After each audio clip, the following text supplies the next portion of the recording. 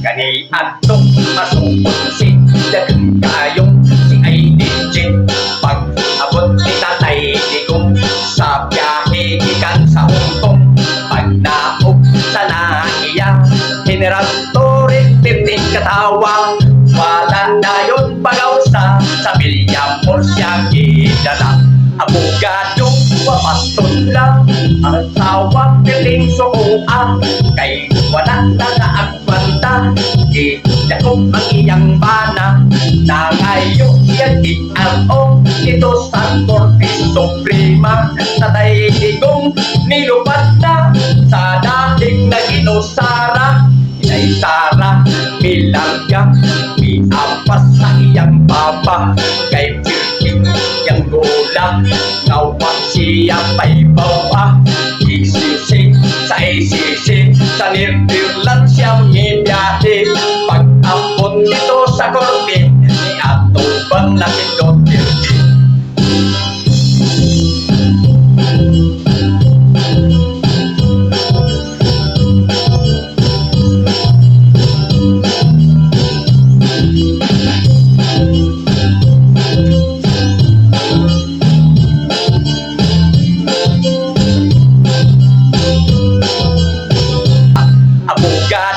Wapaston ang asawa piling sukuan, kay wala na naagbanta idakop ang iyang bana.